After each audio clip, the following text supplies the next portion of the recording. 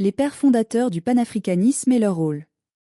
Le panafricanisme est un mouvement sociopolitique et culturel qui vise à l'unité des peuples africains et de la diaspora, ainsi qu'à la libération et l'émancipation de l'Afrique de la domination coloniale.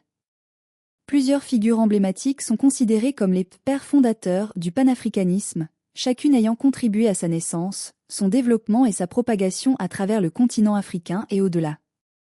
Voici certains des principaux pères fondateurs du panafricanisme et leur rôle. Henry Sylvester Williams, 1869 à 1911. Considéré comme l'un des premiers intellectuels à promouvoir l'idée du panafricanisme. Originaire de Trinité et Tobago, Henry Sylvester Williams a organisé la première conférence panafricaine à Londres en 1900, marquant ainsi le début du mouvement. Il cherchait à unir les peuples d'origine africaine contre le racisme et l'impérialisme. Reb. Dubois, 1868 à 1963. Il est l'un des intellectuels afro-américains les plus influents dans le développement du panafricanisme.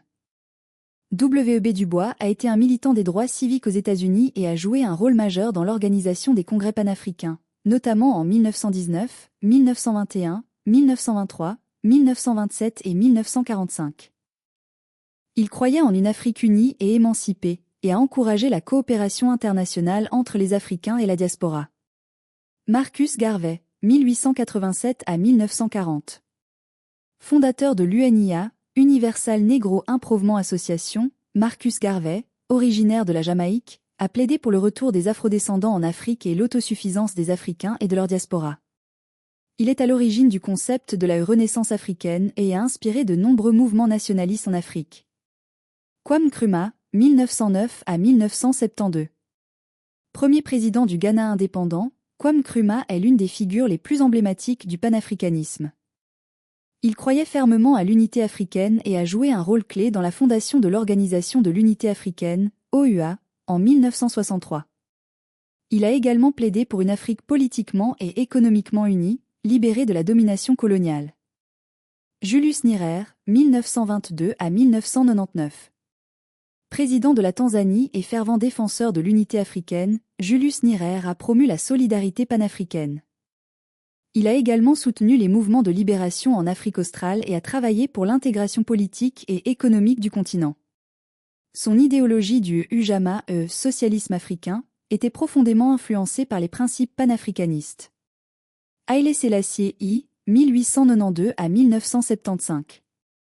Empereur d'Éthiopie, Haïlé Sélassié est une figure panafricaniste importante, car l'Éthiopie, pays qui n'a jamais été colonisé, sauf lors de l'occupation italienne temporaire, symbolisait l'indépendance africaine. Il a joué un rôle essentiel dans la création de l'Organisation de l'Unité africaine, OUA, et a défendu la solidarité entre les nations africaines. George Padmore, 1903 à 1959.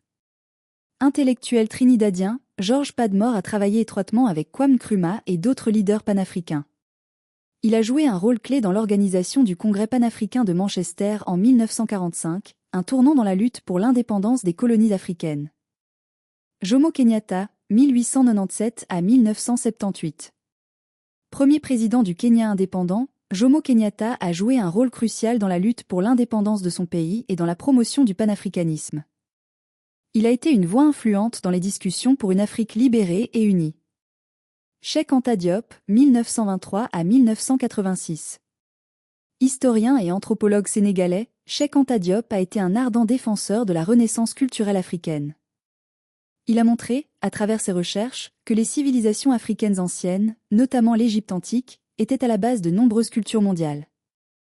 Son travail a renforcé l'idée d'une unité culturelle africaine. Ahmed Sékou Touré, 1922 à 1984. Premier président de la Guinée indépendante, Ahmed Sékou Touré a refusé l'offre française de rester dans la communauté française, préférant l'indépendance complète. Il a été un ardent défenseur de la solidarité africaine et a contribué à la diffusion du panafricanisme à travers son soutien au mouvement de libération du continent.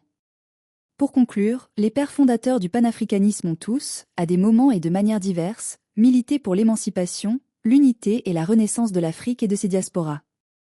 Leur héritage se retrouve aujourd'hui dans les mouvements politiques, sociaux et culturels visant à l'unité africaine et à la fierté des origines africaines à travers le monde.